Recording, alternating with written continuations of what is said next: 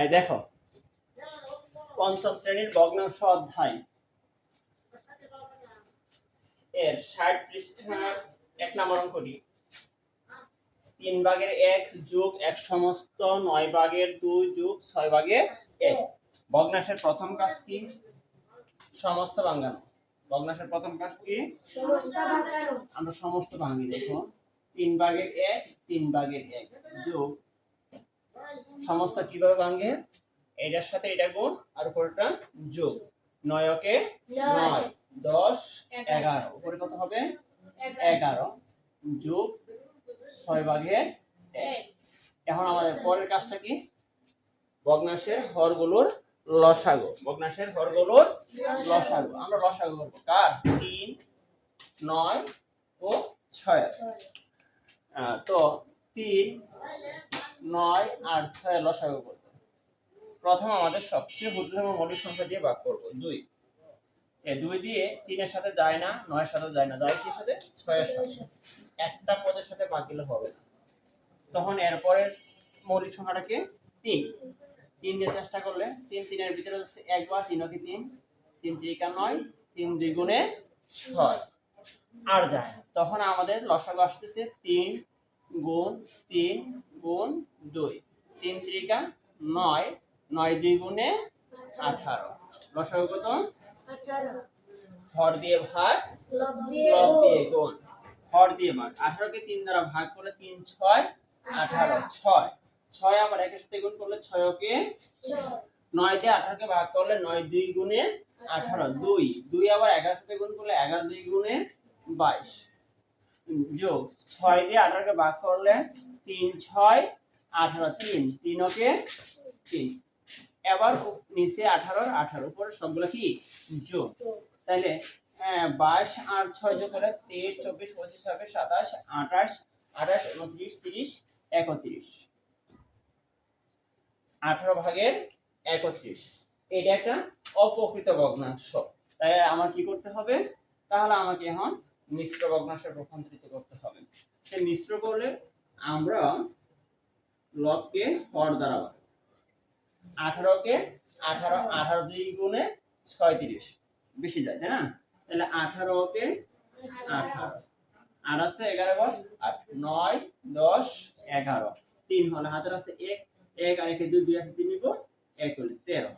তাহলে 18 1 সমস্ত 18 ভাগের 13 কি দাঁড়ালো? 1 সমস্ত 18 ভাগের 13। This is answer. কাটা হইছে।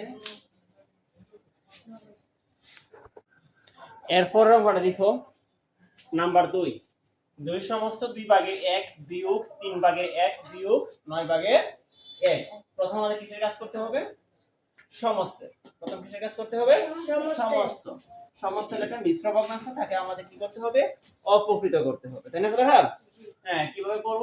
নিচে 2 এর 2 এই হরের সাথে 2 গুণ, পূর্ণ সংখ্যাটি গুণ, তার সাথে আবার লব যোগ। এই 2 2 গুণে কত? 4 4 আর 1 যোগ করলে কত হয়? 5 6 ভাগের 1 বিয়োগ 9 ভাগের 1। এখন যে কাজটা করতে হবে ভগ্নাংশের হরগুলা লসাগু। তাহলে 2 6 আর 9 এর লসাগু, তাই না? তাহলে 2 6 9 এর লসাগু। প্রথমত আমরা কি দেব? সবচেয়ে ছোট মৌলিক সংখ্যা দিয়ে ভাগ দেব। সবচেয়ে ছোট মৌলিক সংখ্যা কত? 2 2 দিয়ে প্রথমত আমরা ভাগ দেব।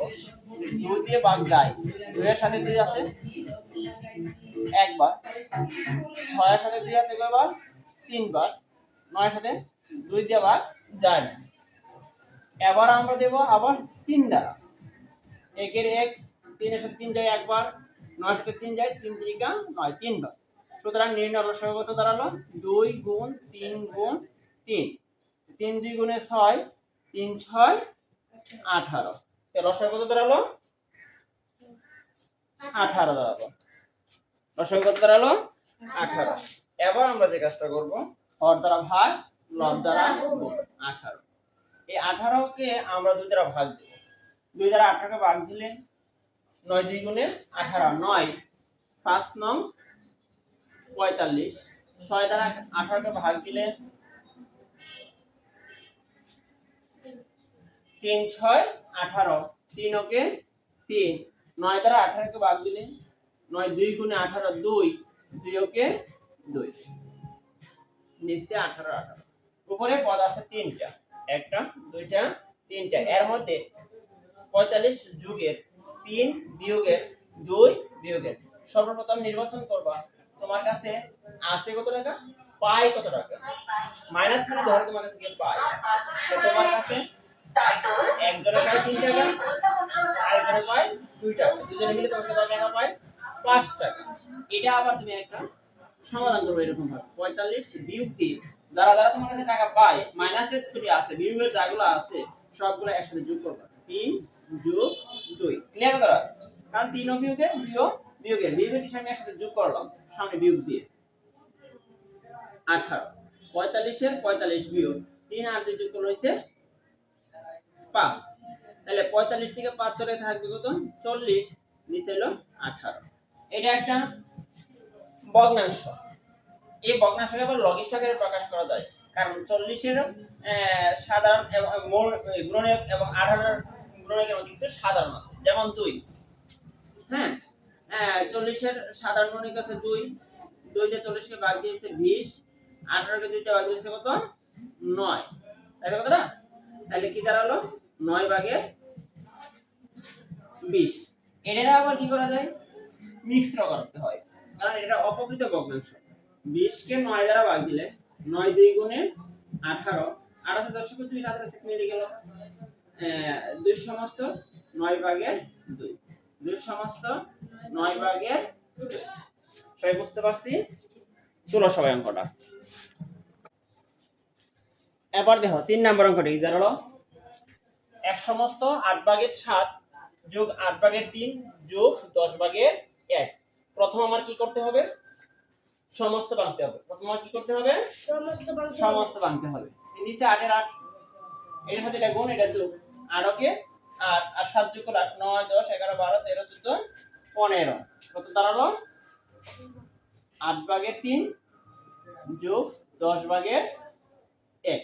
এবার আমার কি করতে হবে, লসাগু করতে হবে, গুড, ভগ্নাংশের হরগুলোর লসাগু, তাহলে 8 8 আর 10 এর লসাগু কত দেখো, সর্বপ্রথম আমাদের কত দ্বারা ভাগ দিতে হবে, 2 দ্বারা, তাহলে 2 দ্বারা ভাগ দিলে কি হবে, 8 কে 2 দ্বারা ভাগ দিলে 4 2 গুণে 8, 4 2 গুণে 8, 5 2 গুণে 10, এবার আবার 2 দ্বারা, 2 2 গুণে 4, 2 2 গুণে 4 5, আবার 2 দ্বারা, 2 ওকে 2, 2 ওকে 2, 5 এর 5, এবার লসাগুটা কি দাঁড়ালো, 2 2 গুণে 4, 4 2 গুণে 8, 5 8 40,